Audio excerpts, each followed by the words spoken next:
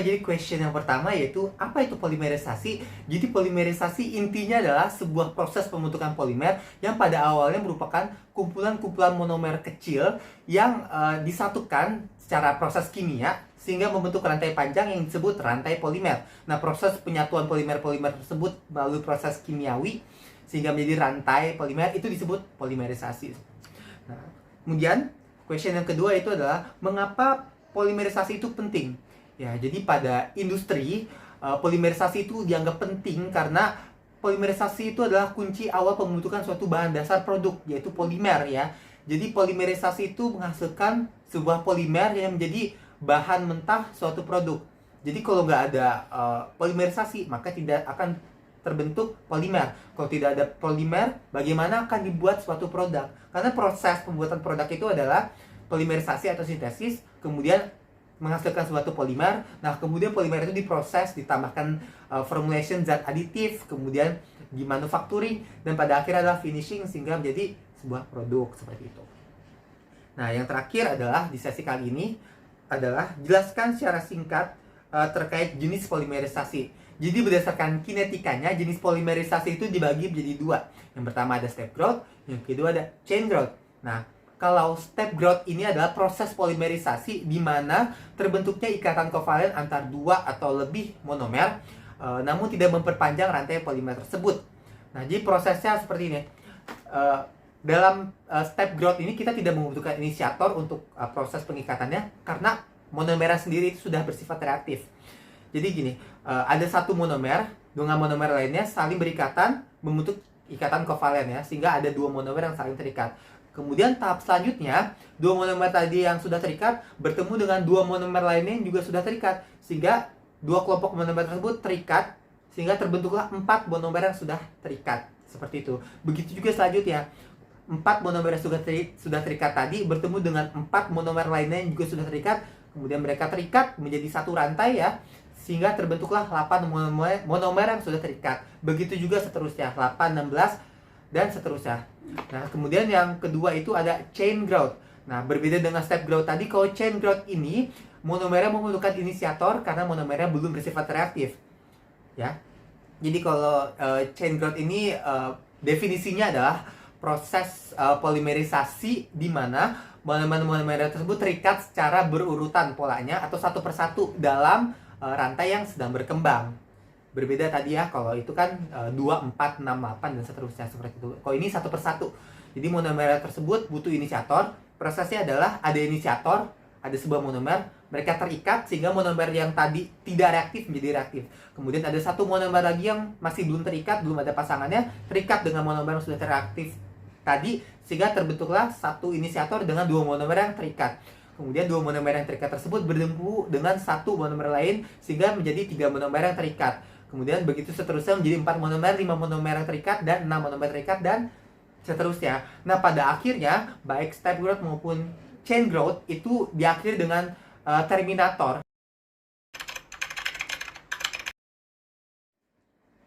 Jadi, question yang pertama yaitu adalah bagaimana proses chain growth dan juga step growth terjadinya polimerisasi tersebut bagaimana ya. Nah, sebelum lanjut ke prosesnya bagaimana, saya akan membandingkan perbedaan karakteristik antara polimerisasi chain growth maupun step growth ya. Jadi kita bisa lihat pada tabel sebelah sini ya, bahwa step growth itu proses tumbuhnya adalah growth-nya adalah langsung seantero matriks. Sedangkan kalau chain growth tumbuhnya hanya di ujungnya terlebih dahulu. Mengapa demikian? Karena monomer pada chain growth, maksud saya pada step growth itu sudah reaktif ya. Sedangkan pada step chain growth belum reaktif. Nah, yang kedua adalah dalam proses tahap awal reaksinya untuk step growth itu tidak menyisakan monomer sama sekali, sedangkan pada chain growth itu masih menyisakan monomer. Karena tadi pada step growth monomer itu sangat reaktif sehingga langsung berikatan dengan monomer lainnya meskipun belum membentuk polimer, sehingga juga monomernya tidak tersisakan monomer sama sekali, hilang. Sedangkan pada step growth tadi masih membutuhkan sebuah reaktif ya, membutuhkan sesuatu yang membuat reaktif ya, sehingga masih tersisa monomer di tahap awal reaksinya. Kemudian selanjutnya yaitu tahap-tahap polimerisasinya itu pada step growth itu mirip ya, seperti yang sudah saya jelaskan pada sesi saat pertama tadi, bahwa tahapan pada step growth itu polimer itu tahapannya adalah 2, 4, dan 8, 16, dan seterusnya. Jadi ada dua monomer berikatan yang saling reaktif ya, bertemu dengan kelompok dua monomer lainnya sehingga menjadi 4. Seperti itu. Pokoknya intinya mirip seperti itu. 2, 4, 8, 16 berpola. Sedangkan pada chain growth itu tidak. Karena pada chain growth itu ada tahap inisiasi ya, inisiator, membutuhkan inisiator, kemudian ada propagasi ya, itu setelah inisiator sudah dipropagasi penyatuan monomer, dan yang terakhir itu ada terminator. Bahkan juga ada beberapa proses chain growth yang menghasilkan chain transfer, yang mana cikal bakal dari percabangan ataupun cross linking. Jadi tahapnya tidak similar seperti itu. Kemudian selanjutnya adalah pada step growth ini generally prosesnya lebih lama dibandingkan polimerisasi chain growth, sehingga juga menghasilkan molecular weight pada polimer yang dihasilkan lebih rendah di step growth ini. Seperti yang kita tahu, kalau polimer kalau molecular weight lebih rendah itu akan berpengaruh kepada mechanical propertiesnya ya. Nah, selanjutnya generally juga pada step growth ini tidak membutuhkan terminator, sedangkan pada chain growth itu butuh terminator. Karena pada step growth, ketika proses step growth itu berada pada suhu yang tinggi, itu proses polimerisasi akan terus berjalan. Namun ketika suhu tersebut diturunkan ke suhu ruangan, yaitu 25 derajat Celcius, itu step growth itu akan berhenti dengan sendirinya, sehingga tidak butuh terminator pada umumnya ya. Sedangkan kalau chain growth itu akan tetap terus berjalan, sehingga dibutuhkan terminator atau proses terminasi, penghentian polimerisasi, seperti itu. Kemudian juga pada step growth itu tidak butuh inisiator ya, karena tadi monomernya sudah bersifat reaktif. Sedangkan pada chain growth itu butuh yang namanya inisiator atau pengawalan dari proses polimerisasi, karena monomernya tadi belum bersifat reaktif. Dan yang terakhir adalah pada step growth itu reaksinya itu menghasilkan gugus fungsi, sedangkan pada chain growth tidak menghasilkan gugus fungsi. Nah, selanjutnya bisa dilihat ya pada peta konsep di samping ya, bahwa dapat terlihat pada step growth itu bisa terjadi jenis dua polimerisasi ya. Secara propagasinya ya ada dua jenis. Ya, yang pertama yaitu ada poliadisi dan polikondensasi. Tapi mostly pada step growth itu yang ditebalkan itu ada polikondensasi ya, proses propagasi secara kondensasi. Itu sering terjadi pada step growth. Sedangkan pada chain growth itu hanya terjadi poliadisi ya.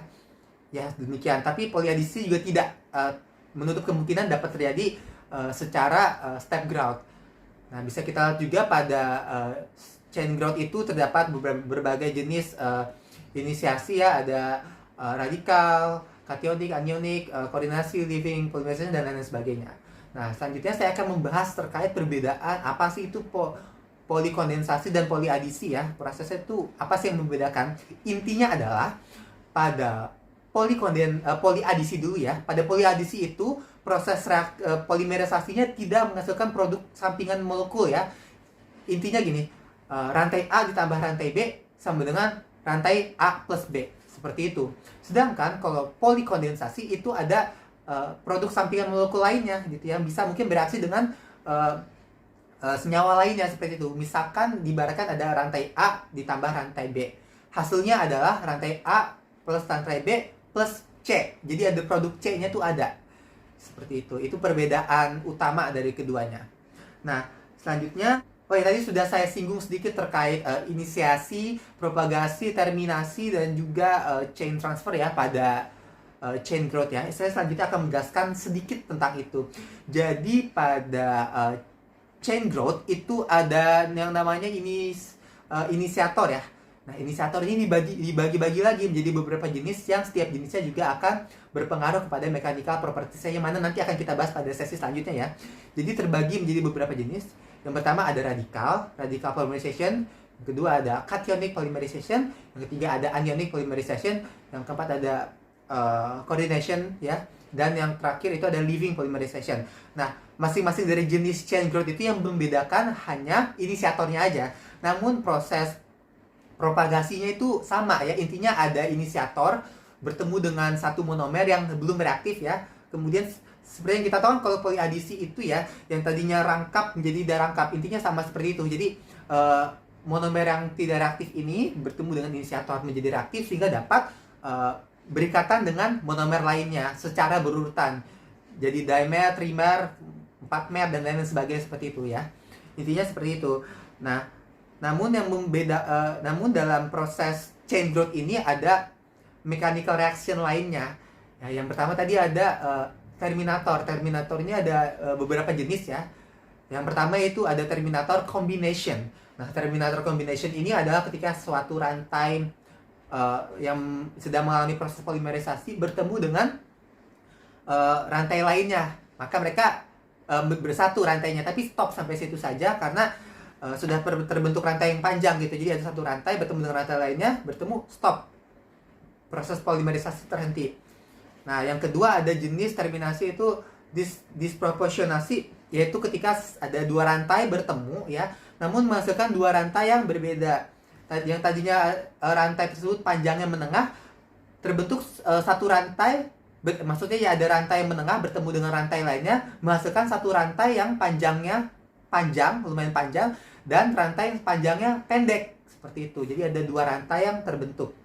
Nah, baik kombinasi maupun disproporsionasi, yang paling beneficial itu adalah yang kombinasi karena langsung menghasilkan rantai polimer yang panjang ya, dan juga seperti yang tahu semakin panjang rantai molecularity semakin tinggi, sehingga juga semakin tinggi mechanical properties-nya meningkat, seperti itu. Nah, dan baik kombinasi maupun disproporsionasi itu mostly ditemukan pada radical polymerization. Nah, kemudian selanjutnya juga ada proses terminasi, yaitu anion splitting ya. Anion splitting ya, itu jadi ada proses terminasi di mana menghasilkan gugus fungsi asam ya. Nah, tapi gugus fungsi asam itu masih bisa bereaksi lagi, namun polimernya terhenti, seperti itu. Kemudian juga ada reaksi yang memperlambat chain growth ya, yaitu ada istilahnya ada proton transfer to monomer. Nah, jadi ini gunanya adalah untuk memaintain proses polimerisasi pada chain growth. Jadi bisa cepat atau bisa tidak terlalu cepat diatur gitu waktunya, memperlambat. Dan reaksi yang ketiga yaitu ada reaksi transfer chain ya, chain transfer ya, transfer rantai yang melibatkan transfer hidrogen. Itu bisa terjadi intermolekular ataupun intramolekular, yang mana itu menjadi cikal bakal sebuah cross linking. Oh ya, tadi belum saya jelaskan terkait anion splitting itu biasanya terjadi pada cationik ya, cationik polymerization. Ya, seperti itu intinya. Nah, selanjutnya ada istilah yang belum saya jelaskan, yaitu tadi ada living polymerization. Nah, living polymerization ini intinya adalah, dari namanya adalah living polymerization, berarti polimerisasi yang terus-menerus hidup ya, tidak ada terminasinya, tidak ada. Dan ini pengaplikasiannya biasanya dibutuhkan untuk polimer-polimer yang ketika ia terdegradasi ya, didesain ketika dia terdegradasi, maka akan ada mekanisme self-healingnya sendiri, sehingga karena polimerisasinya akan terus-menerus berjalan meskipun lambat ya, tapi akan misalkan terdegradasi sendiri, maka lama-lama degradasinya itu akan hilang gitu, karena terus-menerus terpolimerisasi, membentuk panjang polimer rantainya gitu, seperti itu. Selanjutnya terkait pertanyaan kedua, yaitu ada bagaimana stepwise pada step growth. Ya, jadi seperti yang sudah saya jelaskan pada sesi pertama, bahwa step growth ini prosesnya itu sama ya, mirip. Jadi ada satu monomer bertemu dengan satu monomer lainnya membentuk dimer. Nah, kemudian dimer tersebut bertemu dengan dimer lainnya menjadi 4 monomer yang saling terikat, seperti itu. Intinya seperti itu, 2, 4, 8, 16, dan seterusnya. Dan ini tidak membutuhkan inisiator karena tadi sudah reaktif monomernya, dan tidak butuh, mostly ya, generally tidak butuh terminator karena bisa berhenti pada suhu ruangan 25 derajat Celcius, seperti itu.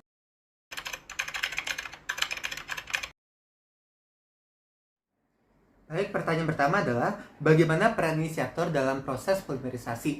Sebenarnya peran inisiator ini sangat banyak, namun saya meng-highlight 3 peran penting terhadap polimerisasi. Yang pertama adalah seperti yang kita tahu bahwa inisiator itu fungsinya adalah sebagai pengawal dari sebuah proses polimerisasi. Tanpa adanya inisiator, maka monomer pada chain growth tidak bisa bereaksi karena tidak reaktif. Jadi inisiator ini membuat sebuah monomer menjadi reaktif sehingga bisa bereaksi berikatan dengan monomer lainnya. Seperti itu. Yang kedua adalah inisiator ini mempengaruhi atau mengatur kecepatan suatu reaksi pada polimerisasi. Intinya seperti yang nantinya akan juga mempengaruhi kepada sifat dari polimer yang dibentuk. Nah, selanjutnya peran yang ketiga ini adalah inisiator ini berperan penting dalam mempengaruhi sifat dan juga struktur dari polimer. Nanti akan saya jelaskan korelasi dari keduanya. Selanjutnya pertanyaan yang kedua adalah jelaskan jenis-jenis inisiator.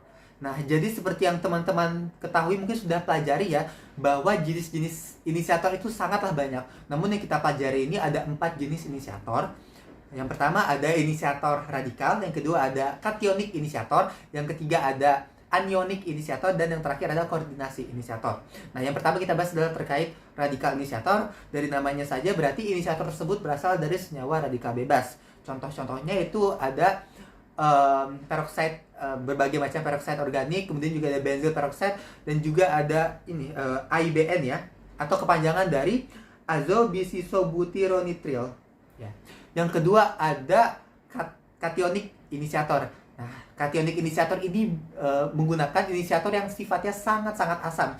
Jadi sangat mungkin ketika suatu engineer menggunakan inisiator ini harus berhati-hati, ekstra hati-hati dalam menggunakan perlengkapannya, karena bisa saja sifat asamnya itu mengikis perlengkapan yang kita gunakan.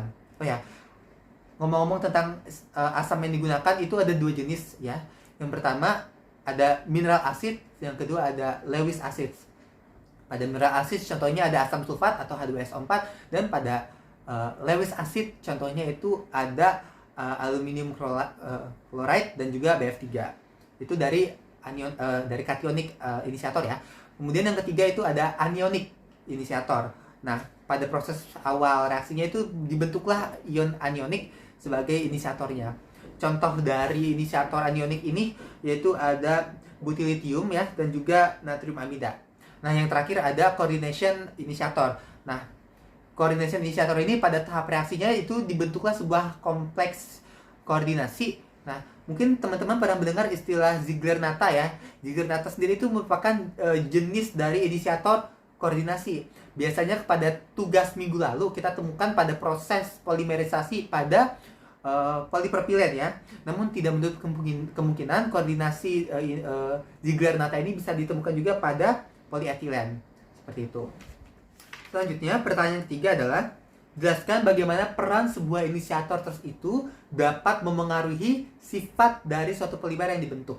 Ya, jadi yang pertama adalah inisiator itu dapat memengaruhi molecular weight ya pada sebuah polimer yang dibentuknya. Mengapa demikian? Karena seperti yang sudah saya jelaskan tadi, teman-teman, inisiator itu dapat mengkontrol cepat atau lambatnya suatu proses polimerisasi ya. Jadi semakin cepat proses polimerisasi, maka rantai yang terbentuk juga akan semakin panjang. Nah, seperti kita tahu, semakin panjang rantai, molecular weight itu juga semakin tinggi. Semakin tinggi molecular weight, maka sifat mechanical properties dari sebuah polimer itu akan semakin tinggi juga. Seperti hardness-nya meningkat, kemudian tensile strength, yield strength juga meningkat, gitu. Kemudian juga mungkin toughness ya, ada toughness juga meningkat, gabungan dari ductile dan juga hardness ya, itu juga meningkat, seperti itu. Kemudian juga inisiator itu juga mempengaruhi struktur molekul. Bagaimana bisa demikian? Ya, seperti yang sudah saya bahas pada sesi sebelumnya bahwa ada namanya inisiator radikal. Nah, inisiator radikal ini dapat memicu terjadinya chain transfer ya. Nah, chain transfer ini merupakan cikal bakal dari cross linking. Nah, seperti yang kita tahu, struktur polimer yang cross linking itu membuat suatu polimer tersebut ketika diberikan perlakuan panas bersifat elastromer, tergolong ke dalam polimer yang elastromer ya, yaitu elastis. Sifatnya elastis ketika diberikan panas, seperti itu. Kemudian juga inisiator itu mempengaruhi sifat melalui kecepatan reaksi. Jadi gini, semakin cepat suatu inisiator mempengaruhi kecepatan polimerisasi pada sebuah proses, nah maka polimer itu akan memiliki kecepatan waktu yang lebih cepat untuk distribusi molekular weight-nya gitu, karena tadi rantai yang terbentuk semakin panjang. Karena distribusi molekular weight-nya semakin tinggi, maka juga itu akan berpengaruh terhadap sifat mechanical properties yang sudah saya jelaskan sebelumnya. Jadi itu intinya mengapa inisiator itu dapat mengaruhi sifat seperti itu. Ya, pertanyaan pertama adalah bagaimana sebuah monomer dengan perbedaan fungsionalitas dapat bereaksi. Ya, jadi dalam kondisi fungsionalitas yang seperti ini, tentunya reaksi monomer tersebut akan berhenti. Sebagai contoh adalah misalkan terdapat kelompok monomer dengan dua gugus fungsi yang aktif ya, bertemu dengan monomer lainnya. Jadi ujung dari monomer tersebut ya akan berikatan dengan pangkal monomer lainnya yang juga punya gugus fungsi yang aktif. Namun salah satu gugus fungsinya hanya bisa berikatan dengan jenis monomer yang sama, sehingga terhentilah proses polimerisasinya. Seperti itu. Dapat kita ambil contoh asam karboksilat. Nah, asam karboksilat ini tidak bisa berikatan dengan sesama asam karboksilat gitu ya. Intinya adalah A tidak bisa berikatan dengan A, namun A dapat berikatan dengan B ataupun C selain dari A, seperti itu. Jadi kalau suatu monomer bertemu dengan monomer dengan jenis yang sama, ya udah stop. Tidak akan bereaksi lagi polimerisasinya, stop. Dan molekular weight itu juga stop sampai situ saja, intinya itu.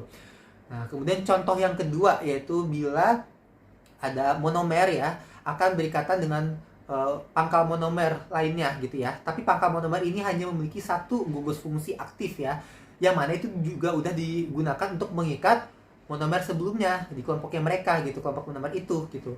Ya sudah, berarti daya ikatnya habis gitu, nggak ada yang bisa diikat lagi, sehingga proses polimerisasi pun juga terhenti. Seperti itu. Kemudian pertanyaan kedua, jelaskan formasi molekular weight dari rendah ke tinggi. Ini formasi dari monomernya ya, dari rantai monomernya. Jadi gini, ini tuh berkaitan dengan persyaratan untuk menciptakan suatu molekular weight yang tinggi. Yang pertama yaitu adalah terkait keseimbangan stokiometrinya, dan ini paling sulit untuk dicapai. Jadi bisa kita lihat pada gambar ya. Nah, itu ada formasi 1:1 ya. Diawali dengan warna hijau ya, monomer hijau, dan diakhiri dengan monomer kuning. Dan satu rantai itu punya pasangan yang masing-masing, hijau kuning, hijau kuning, hijau kuning gitu ya. Kemudian ada rantai yang diagonal. Nah, rantai diagonal itu diawali dengan monomer yang warna hijau, sehingga mereka bisa berpasangan seperti yang sudah dijelaskan tadi kan. Monomer itu harus berikatan dengan monomer yang berbeda gitu ya. A ditambah B itu baru bisa, tidak bisa A dengan A. Sama halnya seperti magnet ya, yang kutubnya berlawanan malah bisa berikatan ya, saling mengikat. Sedangkan kalau kutubnya sama ya tolak menolak, seperti itu. Jadi karena ujung dan pangkalnya berbeda, maka rantai yang terbentuk akan panjang ya, dalam komposisi 1:1. Semakin panjang rantai, semakin tinggi juga molekular weight-nya. Nah, lain halnya dengan komposisi 3:4, itu diawali dengan monomer hijau dan diakhiri juga dengan monomer hijau. Komposisi itu ada hijau, kuning, hijau, kuning, hijau, kuning, hijau ya. Kemudian rantai yang kedua juga begitu, diawali dengan hijau dengan akhirnya juga hijau, sehingga ya hijau ketemu hijau nggak bisa gitu, nggak bisa saling berikatan gitu. Seperti magnet tadi prinsipnya, karena tidak bisa berikatan ya sudah, molekular weight-nya panjang rantai pendek, sehingga molekular weight-nya juga rendah sampai segitu aja, sehingga mempengaruhi properties nantinya, seperti itu. Nah, syarat-syarat yang kedua terkait untuk meningkatkan molekular weight itu ada lagi juga high degree of purity dan juga yield reaction, tapi itu tidak akan saya bahas sekarang. Nah, selanjutnya itu, kenapa kita harus mencapai target molekular weight yang diinginkan? Nah, teman-teman, seperti yang kita tahu bahwa molekular weight ini sangat memengaruhi sifat mekanik maupun thermal ya daripada suatu polimer ataupun material lainnya. Nah, bila suatu polimer yang kita produksi ini punya molekular weight yang sangat rendah, ya sudah, berarti kan ketahanan atau kekerasan atau titik lelehnya itu sangat rendah, jadi gampang rusak, gampang terdegradasi karena ya sangat lembek gitu loh. Molekular weight-nya sangat rendah gitu. Nah, lain halnya bila polimer yang kita produksi itu molekular weight-nya sangatlah tinggi gitu ya. Kalau sangat tinggi, ya berarti sangat keras. Sangat keras, apa dampaknya? Sukar untuk dideformasi, sukar untuk dibentuk-bentuk. Yang ada kita kerepotan sendiri sebagai engineer maksud saya, untuk memproduksi polimer itu. Maka dari itu, molekular weight yang kita butuhkan harus kita sesuaikan terhadap aplikasi yang kita butuhkan. Misalkan untuk pembuatan bahan-bahan alat-alat memasak ya, tentunya butuh polimer yang dengan thermal yang tinggi ataupun yang keras ya, maka dari itu butuh sedikit pada polimer itu molekular weight yang cukup tinggi. Kalau misalkan untuk mainan anak-anak saja gitu, ya udah molekular weight-nya juga jangan rendah amat tapi juga sedang gitu ya, tidak mudah rusak tapi juga tidak keras gitu, karena untuk mainan anak-anak seperti itu. Pertanyaan pertama pada sesi terakhir kali ini, sekaligus menjadi pertanyaan penutup pada video kali ini, adalah bagaimana metode polimerisasi bisa berdampak pada sifat jika ditinjau dari molekular weight, branching, dan cross-linking, dan bagaimana juga korelasinya terhadap penggunaan ataupun aplikasiannya. Ya, jadi benar teman-teman bahwa metode polimerisasi yang berbeda itu bisa menghasilkan sifat polimer yang berbeda juga. Terlebih lagi bahkan pada polimerisasi chain growth itu bila inisiatornya juga berbeda, itu akan menghasilkan sifat produk polimer yang berbeda juga, seperti itu. Ya, jadi pengaruhnya adalah yang pertama adalah terkait molecular weight. Seperti yang kita tahu bahwa polikondensasi itu punya reaksi antar monomernya lebih lambat dibandingkan poliadisi. Sehingga karena reaksinya itu lambat, maka molecular weight yang dihasilkan generally ya, itu lebih rendah bila dibandingkan poliadisi. Maka dengan demikian poliadisi itu punya molecular weight yang tinggi. Nah, karena molecular weight yang lebih tinggi, maka sifat thermal maupun sifat mekanikal dari polimer dengan proses polimerisasi poliadisi itu akan lebih tinggi gitu, akan lebih kuat, rentan terhadap degradasi dan lain sebagainya. Kebalikannya, polimer yang dihasilkan dari polimerisasi kondensasi itu punya molecular weight yang lebih rendah sehingga ya sifatnya lebih lemah gitu. Tetapi itu semua tergantung kebutuhan teman-teman ya. Balik lagi korelasi terhadap pengaplikasiannya. Ya kalau ingin punya produk yang kuat ya, tapi dari polimer ya, yaitu bisa menggunakan tadi poliadisi ya, produk-produknya seperti fiber mungkin, kemudian polimer tahan aus, kemudian perkakas memasak ya, yang tahan terhadap thermal, kemudian juga tahan untuk memotong-motong seperti itu.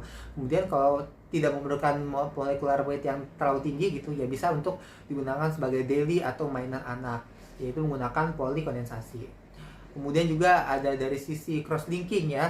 Teman-teman mungkin sudah dengar tadi di penjelasan sebelumnya bahwa pada radikal inisiator pada chain growth ya, itu memicu terbentuknya chain transfer. Nah, chain transfer itu cikal bakal dari cross linking. Nah, demikian karena cross linking itu memengaruhi sifat polimer yang bisa menjadi elastromer ya. Karena sifat elastromer pengaplikasiannya juga berbeda dengan yang molecular weight yang tadi ya. Pengaplikasiannya itu sifatnya itu dia akan tahan terhadap panas ya, karena jadi menjadi elastis aja gitu, tidak rusak gitu. Ya mungkin bisa pengaplikasiannya bisa seperti karet ban, kemudian gloves medis ya, sarung tangan medis, kemudian juga sepatu sport gitu untuk olahraga. Nah, kemudian yang terakhir itu terkait branching atau percabangan. Nah, branching ini biasanya terjadi pada metode step growth ya. Ketimbang poliadisi, step growth ini lebih sering untuk memicu terbentuknya branching. Nah, ketika suatu polimer memiliki struktur branching, maka sifatnya itu terhadap panas ya juga terpengaruh, yaitu lebih termoplas. Jadi dia tuh bisa terkena perlakuan panas berkali-kali ya. Suatu produk polimer dipanaskan akan mencair ya, kemudian bisa dipadatkan kembali gitu, kemudian kena panas lagi mencair. Itulah termoplas, mungkin teman-teman sudah belajar ya. Nah, itu juga pengaplikasiannya berbeda dengan elastomer maupun molecular weight yang tadi gitu. Ya mungkin karena ini sifatnya bisa kena panas berkali-kali, tapi ketika kena panas itu langsung mencair ya, pengaplikasian juga ringan-ringan saja. Contohnya ya botol plastik dari polietilen, kemudian pipa plastik PVC, kemudian kantong belanja plastik juga PET ya, dan lain-lain sebagainya.